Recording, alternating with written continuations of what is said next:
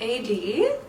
Is that you? Oh my god! What? I had no idea that you were gonna be here today. Let me put my coffee down. Make yourself at home. Physical space provides an immense representation of your mental space, your spiritual space. Hey friends, it's Cassie. Welcome back to Cassie Paulsen Vlogs. I love Arc Digest tours of celebrity homes. Fan faves are Benny Blanco and Troye Sivan, highly recommend. And I'm about to move out of my New York City bedroom, and I thought it would be fun to take you around Arc Digest style, show you some of my favorite trinkets, my art, and memorialize this bedroom where I have spent the last 2 years of my life. Welcome if you're new. My name is Cassie. I'm 26. I live in New York City. I'm a barista by day, and I'm about to move out of Hell's Kitchen, where I've lived for 3.5 years, and move uptown to the Upper West Side of Manhattan. I'm really excited, but I'm feeling super sentimental about Hell's Kitchen and this apartment in general. This is the first apartment in New York City I've lived in with a friend. It's very small, as you can see in other videos, but it's served us really well. I also want to disclaim that I'm having crazy allergies right now, and my eyes do not always look like this. They're very puffy right now. I'm not one to disclaim my appearance because I'm just a girl, but it's a little excessive, I admit. Anyways, I have videos already up with tours of this apartment and my new apartment. Lots of moving and packing vlogs are either up or coming soon, so make sure you subscribe for that. I just usually make lifestyle vlogs and ride the wave. Talk about mental health a lot, enjoying my 20s in New York City. It's really magical. I thought we would get a little sentimental today, so let's pop into my bedroom. Actually, I want to measure it and just tell you how many square feet it is. I did a room tour like this of my last bedroom, which was 75 square feet. Okay, this is just under 8 feet. 10 feet, so you guys, I gained 5 square feet from my last room to this room. Huge news! Welcome to my 80 square foot bedroom in Hell's Kitchen, Manhattan. Let's start things off with the first thing you see upon entering my room. The most important part of a bedroom, the bed. Please. Get comfy. I have a full bed in this room. It's an IKEA mattress called Hodgson, which I believe is not sold anymore, which is a huge bummer because I've actually had 3 editions of this mattress at home in my parents' house. My last apartment I had a twin version, and I got a full for this, but I guess they don't make it anymore, which is a bummer because it is the perfect medium firm mattress. This bedspread is from IKEA as well. It's very soft, and then I have these Target sheets, which I love. The green is so fun and pairs really well with some of my pink pillowcases. I've got my stuffed animals here. This is Barzillai, this is Panda, and this is Yogurt. I also have a weighted blanket on my bed, which I would highly recommend. It is so comforting. It's gonna get too hot in the summer, I do believe. Right now it has a fuzzy cover. I might switch to a less fuzzy cover. My nightstand is an extension of a big shelving unit that I'll show you shortly, but a couple of things I have easy access over here are a little hook with my chargers. Highly recommend using a hook like this for your nightstand. It's honestly changed my life. I'm not always having to fish them off the floor. I usually have water and sometimes a little Bev. I also keep like melatonin, allergy medicine. I have Blistex, my birth control, and acetaminophen on my nightstand. I also want to talk about my bed frame really quick. Most New Yorkers can tell you that underbed storage is a key aspect of living in New York City in a probably very small apartment. This bed frame that I got from Amazon has a verified 14 inches of underbed storage, which is massive. I got this bed skirt just to cover things up, but flip it up and you will see I'm storing all kinds of things under here, from bags to shoes. I have all my summer clothes back there, and on this side we have trash can, yoga mat, and I have my giant suitcase back there that I moved to New York City with. And I'm not even using all the storage under here. There's much more to play with, but the underbed storage is key. Mel's cat Tiny loves it down there. It's her lair. Let's take it back above the bed to my little window altar.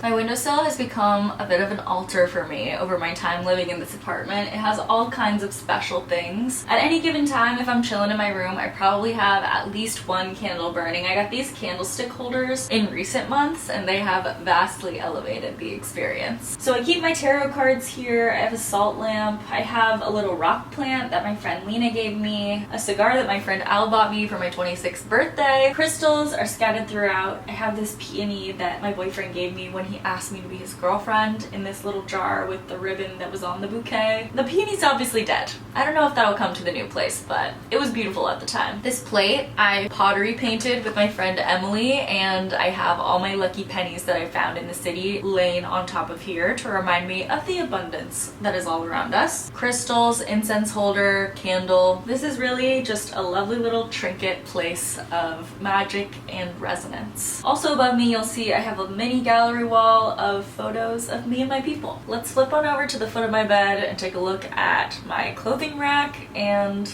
some of the art I have on my wall over here.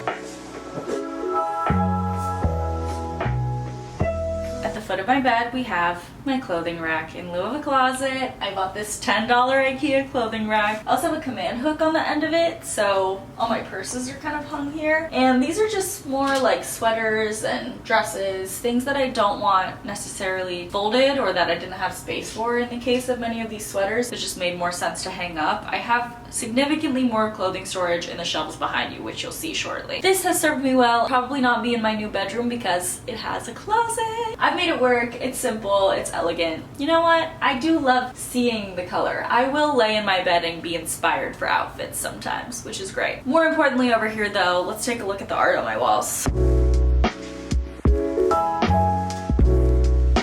I'm standing on a chair, but what you must know about me is that I am a sucker for a gallery wall. I love an array of texture, color, memory, and art. Starting over here in the corner, I have 3 prints by one of my friend Lauren's best friends. She's a graphic designer. I'll link her stuff down below. I just loved these, especially the apple. Very New York, very big apple. I have a handful of prints, photographs, collage and cards from friends, some things from travels. This starry piece of paper behind me, I got at a store in Ashland, Oregon, I believe, long ago. I love stars and celestial type things. This is often covered by my door being opened right here. You can't have a blank wall. And then this piece in the middle is something I'm very proud of. It's a watercolor that I did myself. There's a print called The Woman Who Wanted It All that I had hanging here for a long time. And it's a beautiful piece. It's a piece of art that I love and I still have. My manifestation brain just did not sit right with the woman wanting it all. I want to be the woman who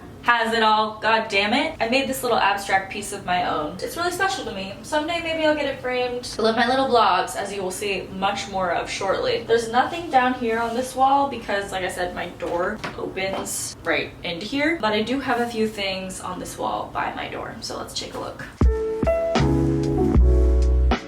How does it make you feel looking at yourself in the mirror? On the back of my door I have a hanger where I keep my running jacket, my robe, an extra towel. This hook was already here in the apartment when we moved in. I have a number of things on the wall here. This empty space used to have sort of like a weekly calendar type thing, but I ran out of sheets on it and I'm about to move, so I'll probably have a different calendar set up in the new place. And then I have a number of things. Another print from that same friend. This says Boo dreams of roller skates, and it's my friend Lauren's cat Boo roller skating. I have this little line drawing my bestie did with her eyes closed of my face. I have a note from my mama, and then a couple various stickers, reminders here. Also over my light switch, I have this fortune pinned, which I love. It says, organize your life around your dreams and watch them come true. Very important reminder. Rather than a full-length mirror, this is actually 4 small rectangles that I have combined in one to make a full-length mirror. You can't have an apartment without a mirror. I'm sorry. I need a full-length mirror. You gotta see the fit check. And then hanging next to it, I have 2 hooks which hold my necklaces. I think this is a really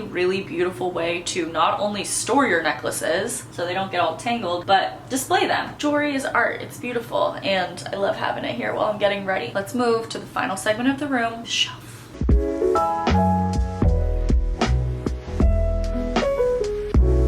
Told you there would be more watercolor vlogs before the day was done. So as you can see, mirrors right here, necklaces here, and we turn directly into this shelf. I have all my books up here, some of my decks of tarot, etc. type cards. I have 2 old school cameras. This one's just decoration, but this one actually works and I love taking film photos with. I haven't in a while, but it is something I enjoy. On top of my prized possession, my box set of A Court of Thorns and Roses, of course. Behind these books are things like my playbills, all my my old journals. There's just a lot of other storage right behind it. This little cubby holds all of my art supplies. This little cubby holds my jewelry and some accessories, a couple boxes of incense, and a photo of my family. And then these top shelves up here hold some of my t-shirts as well as my pants. Moving a little further down is my aforementioned nightstand setup. Nightstand on that side, and then I have some really lovely trinkets on this side. My Cry Proudly tissue box, one of my prized possessions. I have this little incense tray that a friend got me that is beautiful. I love burning incense. It has become a near daily ritual for me. It's really cleansing and grounding. I've got a candle with my birthday on it, August 17th, a little stress ball that says nothing matters, a photo of the ocean, and a googly eye lighter that I created. I also have my oil diffuser, and then moving over this random lamp that I got in college and I just haven't replaced. I'll probably get rid of it in this move, but we'll see what happens. It might end up somewhere else. I totally forgot to mention that my vision board is here. So when I'm in my bed, it's right by this little corner. Down below, I just have a bunch of storage. This is where most of my clothing is kept. I have t-shirts, my underwear, my socks, my workout gear, PJs, tank tops and long sleeves. This is the only bin that's not clothing, and it holds like camera and other tech equipment. And then this is just an empty